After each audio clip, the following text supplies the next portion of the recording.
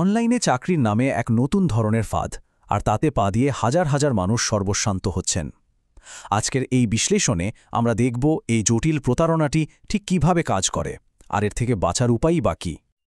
আচ্ছা, একবার ভাবুন তো, ঘরে বসে মোটা মাইনের একটা চাকরির অফার আসলো। দারুণ ব্যাপার, তাই না? কিন্তু এই লোভনীয় প্রস্তাবটা কি সত্যি একটা সুযোগ, নাকি সবকিছু কেড়ে নেওয়ার জন্য খুব সাবধানে পাতা একটা ফাঁদ? চলুন এই পুরো জালিয়াতির জটটা খোলা যাক। আমরা ধাপে ধাপে দেখব এই স্ক্যামটা কিভাবে কাজ করে, এর পেছনের আইনি প্যাঁচগুলো কি, আর সবচেয়ে জরুরি কিভাবে এর থেকে সুরক্ষিত থাকা যায়। তো চলুন শুরু করা যাক প্রথম পর্ব দিয়ে। এখানে আমরা দেখব কিভাবে প্রতারকরা খুব সাধারণ কিছু কাজ দিয়ে প্রথমে বিশ্বাস জিতে নেয়, আর তারপর সেই বিশ্বাসকেই ভেঙে চুরমার করে দেয়। এই পুরো খেলা শুরুটা হয় কিন্তু খুব সাদামাটাভাবে। হতে পারে টেলিগ্রামে বা হোয়াটসঅ্যাপে হঠাৎ একজন রিক্রুটারের মেসেজ আসলো, দেখতে একদম সত্যিকারের চাকরির প্রস্তাবের মতোই লাগবে। ব্যাপারটা কিভাবে ঘটে, তাই তো? প্রথমে বলা হবে খুব সহজ কিছু কাজ করতে, যেমন ধরুন ইউটিউব ভিডিও লাইক করা বা গুগল রিভিউ দেওয়া। বিশ্বাস অর্জনের জন্য শুরুতে কিছু টাকাও পাঠিয়ে দেওয়া হবে অ্যাকাউন্টে। ব্যাস, যেই এই ফাঁদে পা দেওয়া হলো, ঠিক তখনই আসবে আসল চাল। বলা হবে প্রজেক্ট আনলক করতে বা আরও বেশি টাকা কামাতে হলে এখন একটা বড় অঙ্কের টাকা জমা দিতে হবে। এ তো গেল যা বাইরে থেকে দেখা যায়, কিন্তু এর আড়ালে লুকিয়ে আছে আরও ভয়ঙ্কর এক বিপদ, আর সেটাই হলো মানি মিউল ফাঁদ। এমন একটা বিপদ যা সহজে চোখেও পড়ে না। আচ্ছা, এই মানি মিউলিং জিনিসটা আসলে কি? খুব সহজ করে বললে, যখন কারো ব্যাঙ্ক অ্যাকাউন্ট ব্যবহার করে অবৈধ টাকা এদিক ওদিক করা হয়, তখন সেই অ্যাকাউন্ট হোল্ডার অজান্তেই একজন মানি মিউল হয়ে যান। মানে তিনি না জেনেই একটা বড় অপরাধ চক্রের অংশ হয়ে পড়েন। আর সবচেয়ে ভয়ঙ্কর সত্যিটা কি জানেন? ওই যে বিশ্বাস করানোর জন্য ছোট ছোট পেমেন্টগুলো করা হয়, সেগুলো কিন্তু ওই তথাকথিত কোম্পানির টাকা নয়। ওই টাকাটা আসলে আপনার মতোই অন্য কোনো প্রতারিত হওয়া ব্যক্তির হারানো টাকা। ভাবা যায়, একজনের টাকা আরেকজনের অ্যাকাউন্টের মাধ্যমে পাচার করা হচ্ছে। এর মানেটা কি দাঁড়ায়? এর মানে হলো, না জেনে এই চক্রে জড়িয়ে পড়লেও গুরুতর আইনি ঝামেলায় পড়ার সম্ভাবনা কিন্তু প্রবল।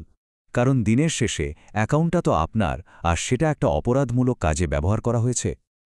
আমাদের দেশে কিন্তু এই ধরনের অপরাধের জন্য বেশ কড়া আইনকানুন আছে। যেমন ধরুন ভারতীয় ন্যায় সংহিতা বা BNS R IT act.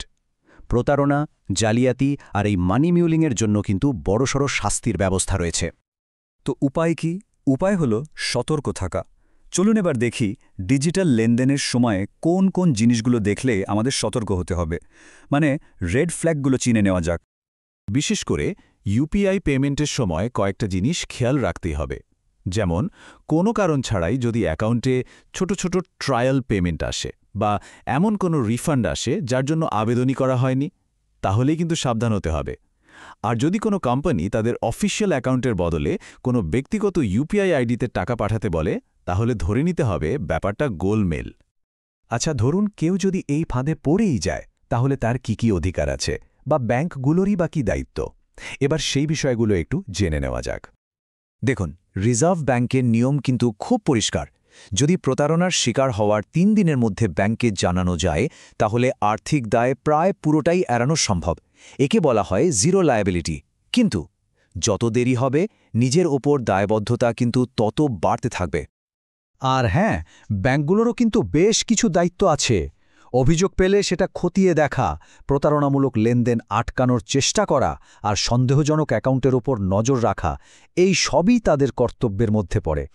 Bank যদি তার কাজে গাফিলতি করে, তাহলে তাদেরও কিন্তু দায়ী করা যায়। সবশেষে সবচেয়ে গুরুত্বপূর্ণ অংশ, যদি দুর্ভাগ্যবশত কেউ এই ধরনের প্রতারণার শিকার হন, তাহলে ঠিক কি করতে হবে। চলুন ধাপে ধাপে সেই অ্যাকশন প্ল্যানটা দেখে নিই। যদি এমনটা হয়েই যায়, তাহলে এক মুহূর্ত দেরি না করে এই কাজগুলো করতে হবে। প্রথমে cybercrime.gov.in এ অনলাইনে অভিযোগ জানাতে হবে। এরপর স্থানীয় থানায় গিয়ে একটা FIR করতে হবে। তৃতীয়ত, সঙ্গে সঙ্গে নিজের ব্যাংকে লিখিতভাবে জানিয়ে অ্যাকাউন্ট ফ্রিজ করার অনুরোধ করতে হবে।